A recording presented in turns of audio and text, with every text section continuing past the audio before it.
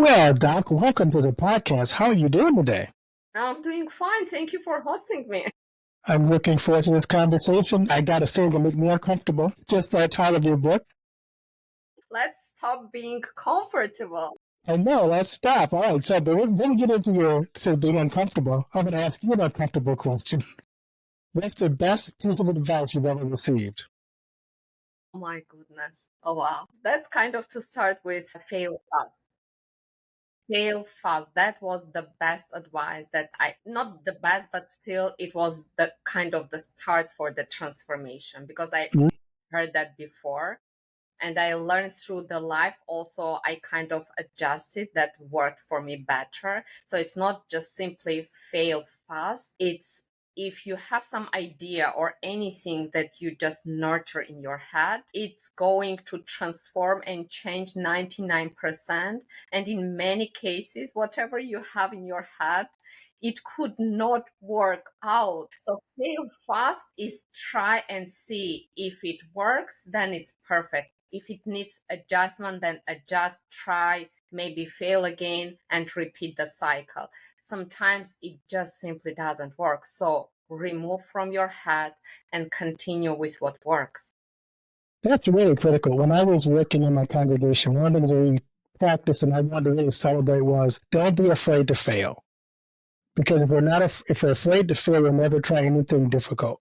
And we even celebrated failure. We learned from our failure, and we said, okay, we won't do that again, or we will do it differently next time. We'll try it again. But we don't ever want people to stop trying, because when you try and you fail, like you said, you grow from those experiences. Failure has so many levels and layers, you would be amazed. First of all, how do you define failure? For me, Right. not trying. For Mm-hmm. person trying, not achieving what the goal was, that's the failure. So it depends how you determine the failure. Second, you might fail at this moment because you didn't have enough knowledge, skills, whatever the end goal is. Sometimes the end goal is the wrong for you even, because we all had this goal we achieved and then we were like, this is or that we get, like, seriously, why did I even spend my time on that? So Right.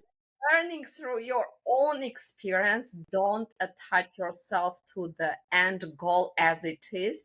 Just go with the flow and see how it can change. That's it. Sometimes the end goal, whatever you saw as you saw, and when it converts, changes, turns to be something different, it might be even better than you started with.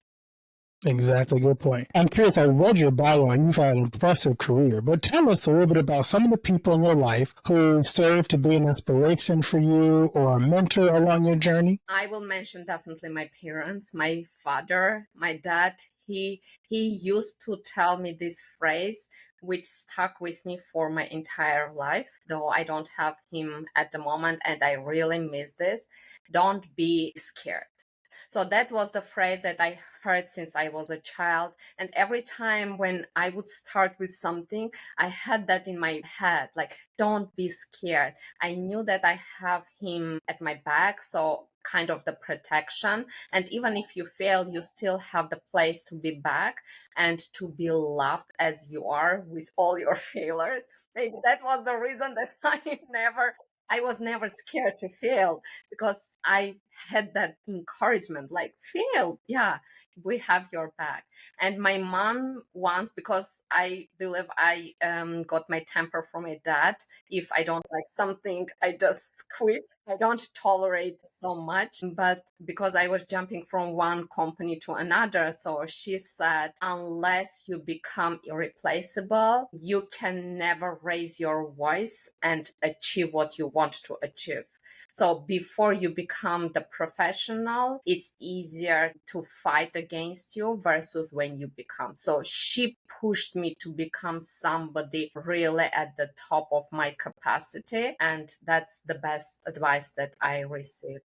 And then I learned about Tony Robbins. He really shaped the destiny that I am moving forward. Then I learned about different mentors and I followed their advices. One of the advices that I received, not personal. It was online, obviously, from Jewish host. He said, he was telling about his story, and I was like, that's brilliant. So he was telling how he went somewhere and he failed for the first time, the second time, the third, and that stuck with me. Like, be fine to be, first of all, embarrassed that it's not going to work out for the first time because you are not skilled. So just keep trying, come to the point to polish, but don't polish the ideas in your head. So the main idea is, don't polish anything in your head, because in reality it might be so different, you would be amazed. Wow, that's great.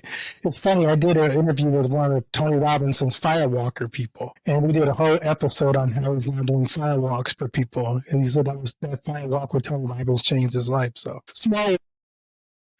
It's such a small world. And I believe the words of wisdom, even sometimes we have those words, but not in the proper sequence. They just circulate. Again, don't keep anything in your head, because if you have the idea of doing something and you don't execute, it's just simply the idea.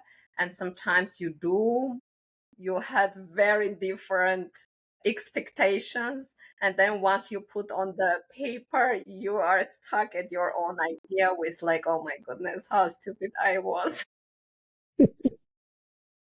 So don't take life as serious as we normally take, versus we don't sort out what we have to be serious about and what we shouldn't be so serious about. The things that take just only one shot and you can make the fatal mistake, versus the things that can take several attempts before you achieve what you attempted to achieve. So those are the two things that we have to flip and consider. What can be fatal, like the mistake that I may make, it's irreversible, so we cannot change anything, versus, okay, I screw up something, it's okay, I tried, I didn't match my goal, I can either shift the goal or I can shift the way, the path that I achieve the goal. That's it, nothing more. Life, it's not that critical unless we make it critical. And if there is a chance to change something, try. I love that. So tell us about your background. Walk us through your career and to where you are now. I started as a biologist because I was in love with nature since I was a child, though I always was telling that I would never become a scientist. I became a scientist. I was very successful. And after 15 years with kind of achieving nearly everything that I could, all the degrees, multiple high rank scholarships, even winning the first award prize, being nominated as a person of extraordinary ability, 12 inventions, I decided that I was ready for the regular life. I quit academia and I failed miserably. I failed so bad. And at the same time, I was going through kind of family and personal trauma. It was very dark time for me. But I kept going because, first of all, I didn't see any other option for myself.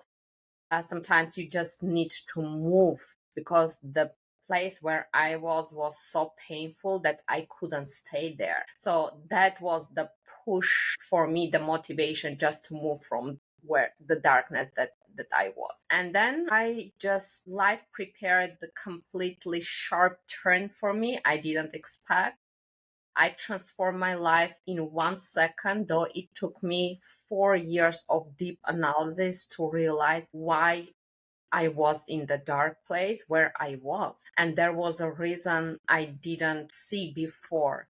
So it took me 4 years of a deep analysis. I published the book because I wanted also to help other people not to be in the darkness where I was because of the sequence of my actions. I just wanted to prevent this. Why? Because while I was going through the darkness, the only thing that kept me going were the stories of other people, how they failed, how bad it was for them. So with the manuscript in my hand, I was sitting and I was like, it's so personal. Do I want even to send the message to the world? And then it was just only the tiny voice inside of my head repeating, if not the stories that other people shared, you wouldn't be here today. So what if your story helps somebody to survive while they go through the dark?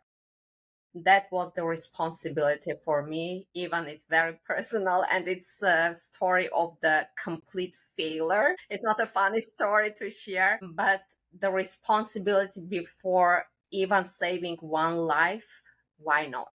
That was the message that I kept through this year. When I published the book, I started to podcast and to share the wisdom that I learned through my dark times that I went through and what helped me. And as it turned out, it's not the goal that shapes our destiny, it's the excuse that we hold ourselves onto. That was the biggest discovery for myself, that if you have the goal but you don't move towards and you keep repeating the excuses, it's not the goal that shapes your destiny, it's the excuse, unfortunately. But if it can help anyone, I am happy with it. So, the name of your book is Stop Calling It Comfort Zone. What's the overall and main message of your book? The message is, when you call the zone where you are unhappy, unhealthy, and unfulfilled to be a comfort zone, you signal your brain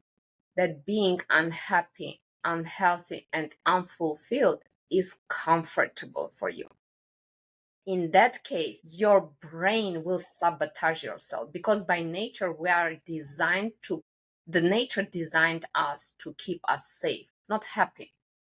Because from the very beginning, the nature, first of all, didn't design humans to dominate in the world, to have 8 billions, obviously, to have such a long lifespan. So nature created also the coping mechanism to kind of balance the nature, and we are part of the nature. The nature is not part of humans. And when you learn all these coping mechanism and you understand that even sabotaging yourself is the part of the pattern that you learned over the decades without even realizing when you were a child, and the patterns, they just pile up over the time before your cautious mind is able even to analyze the situation and help you otherwise, then you learn to numb your feelings and then group the feelings.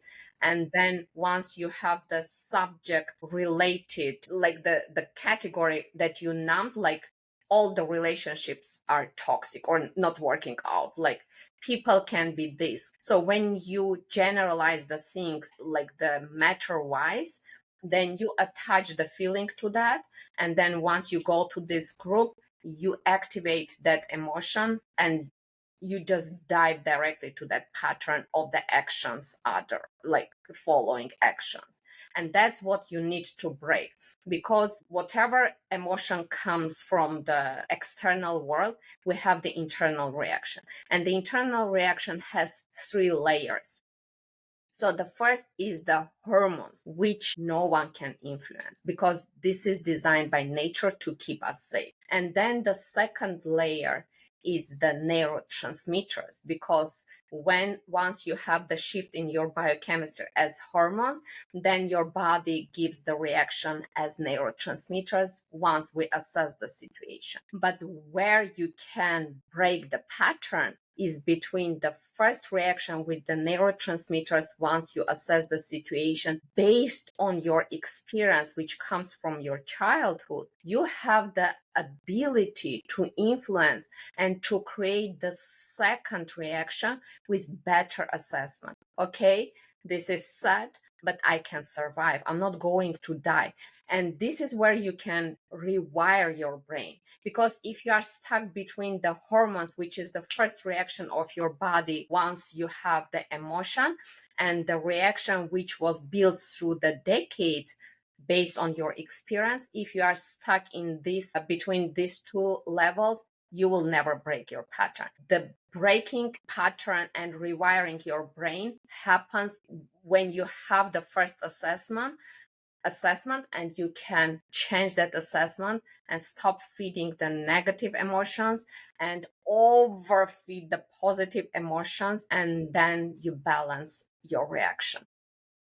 So what I'm hearing you saying is sometimes what we call a comfort zone is just a coping mechanism to not deal with something that's painful for us. And in order to break that, we have to get the right assessment to realize, no, this thing that you call a comfort zone really is doing you damage and pain in your life. So we have to break that pattern to realize that really this is not a comfort zone. This is not a safe place for me, but it's actually a negative place.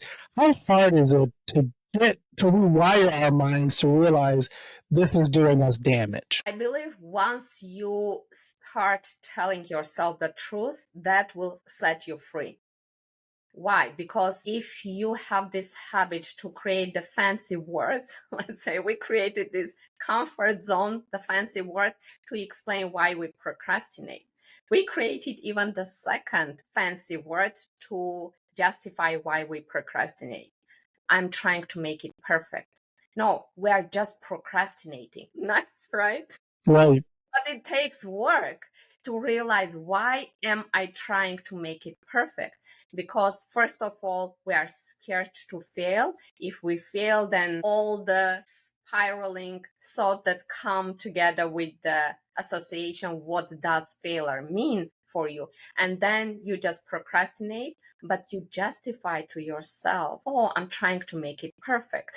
No, you just procrastinate. And the moment that you stop pretending that you do something different, because inaction is also action, is passive action while you just do something else, right? Wasting time is the action.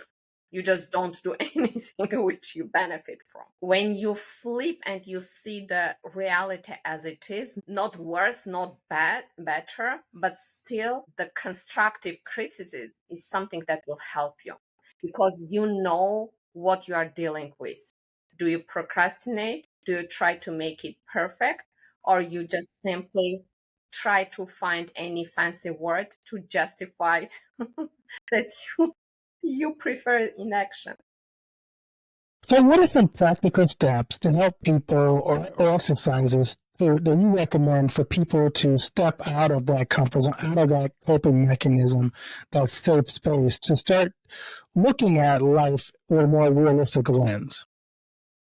For me, I found the innovative kind of technique which helped me to rewire because I was stuck with the need in certainty. Again, I was going through really very hard times. I didn't have anything certain. Then I moved to live in the new country without all this safety net that I was used to.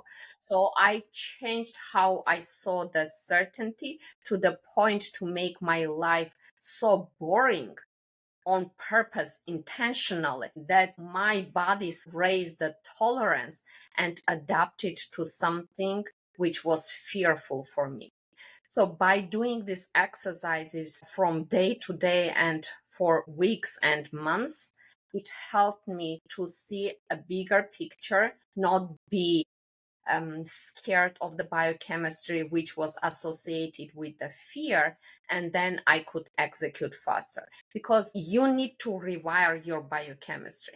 Let's say once you try something sweet, the first time you like it, the second time it gets you learn, you adapt, and you feel it less until you come to the point you need to have more sweets to enjoy it more, right?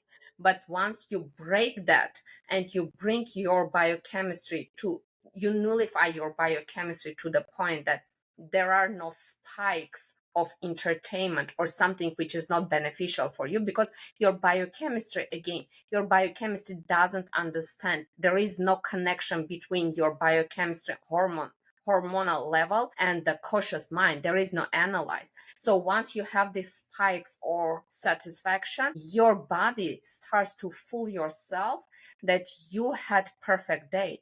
And then you go through the days with these spikes of satisfaction without having the benefits.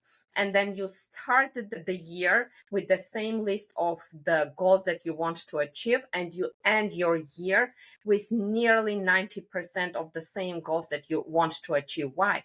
Because your biochemistry, you have these spikes, and your body reads that you had fulfilled life while you had FOOL life. Like you fooled your body that you had perfect day. This is what you need to change. Exclude all the spikes where your body reads that you achieved something which is not beneficial for you.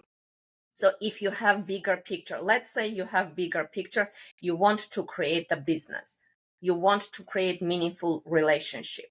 So your body will have the spike when you achieve that, right? But if you go through the different events, you are very active on social media, let's say, which is not beneficial for you. You just watch funny movies, funny videos, whatever, right? Your body still produces this biochemistry. So through the day, you have these spikes.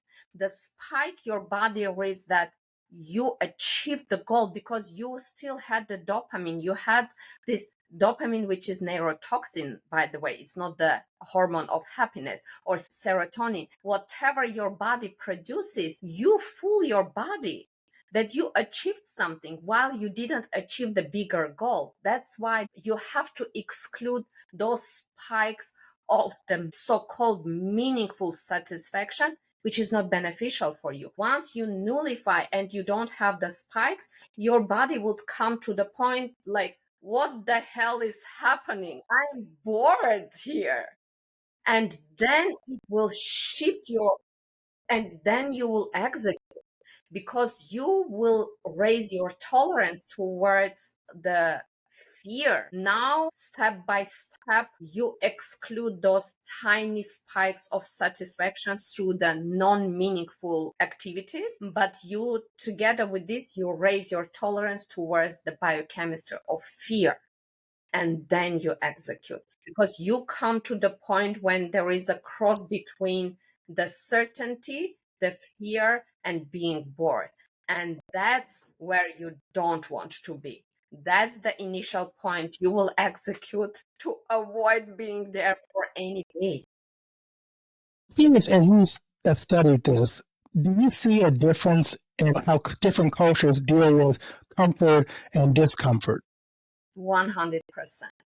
Because 5 people you surround yourself with are going to not control but influence how you would execute. How you do anything is how you do everything. If you surround yourself with people, I was in science, and in science you normally deal with people who are very curious to work on particular topics, but scientists are not financially oriented people. In science, there is no failure. If you had some theory you tried, you just say it didn't work, it doesn't work.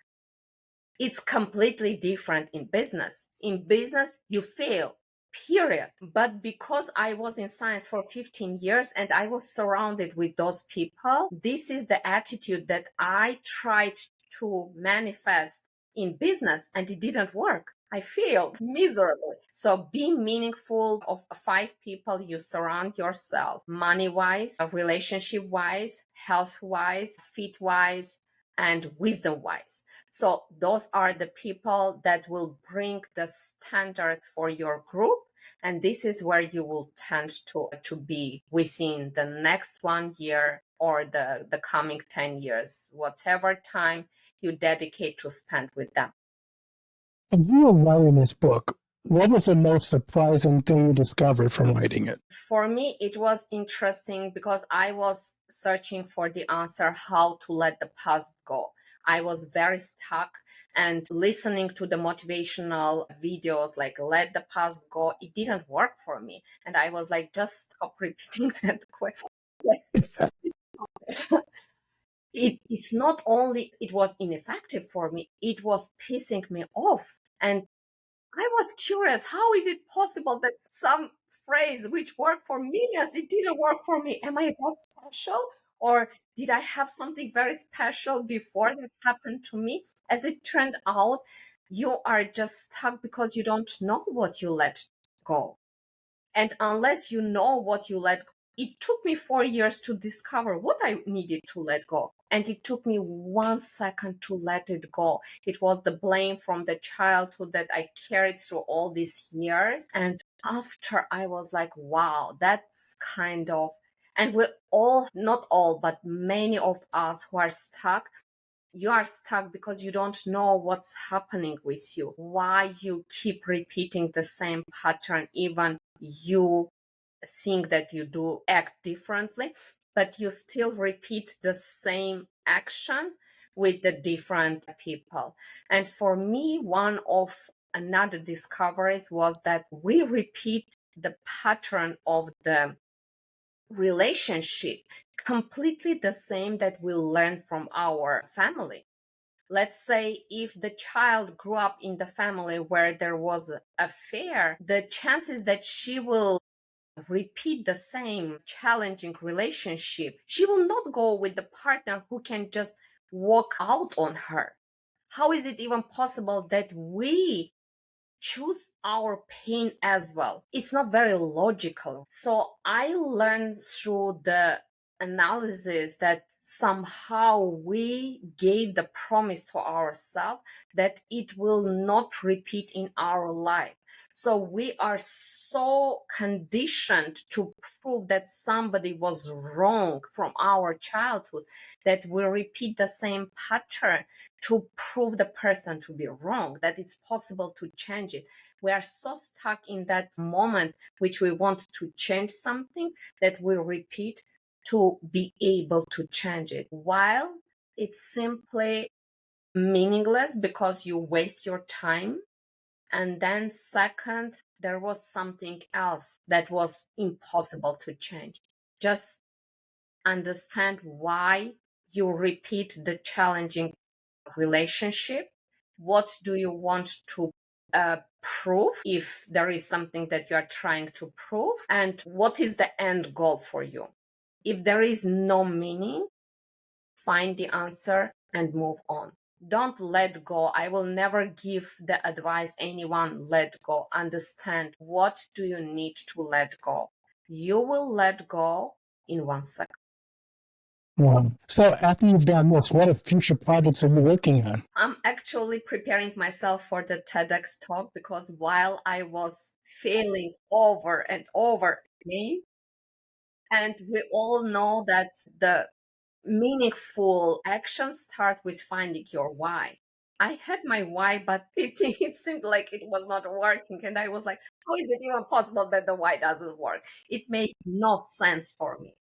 Well, that's something that I took from science, how to analyze the situation and the research and everything that exists. So it was very beneficial what I learned. And I found the piece of the puzzle which is just missing over there. It is scientifically backed, and it explains how is it even possible that you know your why, but your why doesn't work.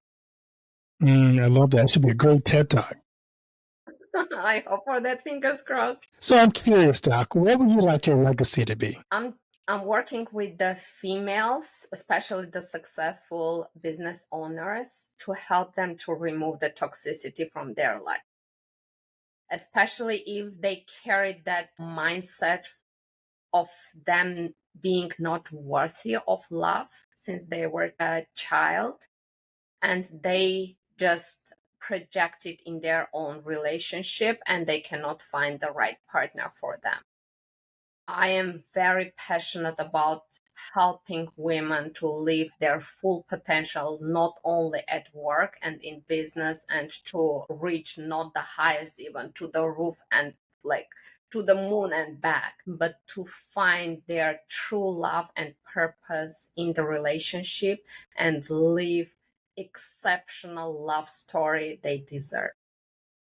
Wow, that's a neat vision. So as you wrap up our phenomenal conversation, what key takeaways do you want to leave with the audience from our conversation today? I want to speak about two things very short. So, unfair advantage, the world being unfair, and it will always be. But we normally kind of complain when the world is unfair in our favor, right? If the Right. world is kind of unfair in our favor, we would never sit there and say, I didn't deserve the A degree, the grade. No, I worked so hard, but it's not fair to somebody who didn't study that well, why they didn't get the A. No, we would be like, no, I worked hard. So whenever the world is unfair, this is where your unfair advantage is, because you don't want the world to be fair. Otherwise, you work so hard to achieve something, and somebody who did nothing, they will achieve the same result. This is where your unfair advantage is. Just move a little bit faster, tweak something, do something differently, and reach what the other person can. Because that's wherever the life is unfair, this is where unfair advantage is.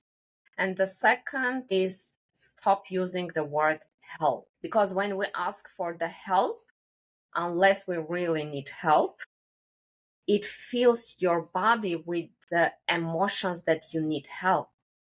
And once you don't receive the help, you start to feel yourself helpless.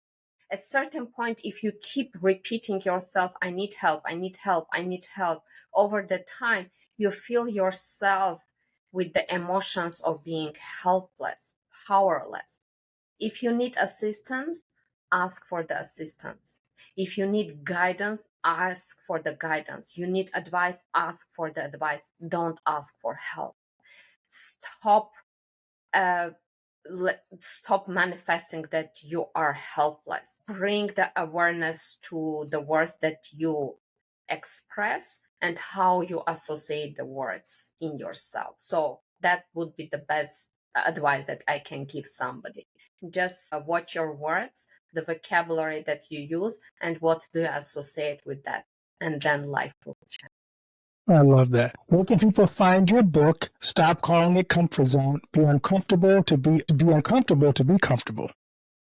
It is on Amazon, but at the moment I have the same book for 90% discount for the magical season. So they can get it on my personal page with just only with really very, very affordable price. So go and get the book if you are interested, because the technique, the innovative technique, how to stop the procrastination is described in details in the book. And visit your website and where they can find you on social media. Yes. On social media, I'm very active on LinkedIn. LinkedIn is my priority platform, and then Facebook. And give us your website address. I'll send the website address. All right. Well, thank you so much for sharing this, and hopefully we can all learn to be a little less comfortable, especially when those comfort zones are not healthy for us, but they're our safe space, our coping mechanism for the pain of our past. So, yeah, it's nice for us to move beyond it, because those sitting in that comfort zone does not help us mature and grow and develop and become the person that God made us to be. Thanks for hosting me, and happy coming holidays. You Believe in too. magic, believe in miracle, and it will happen. Thank you so much, Doc. You have a blessed new year. You too. Thank you.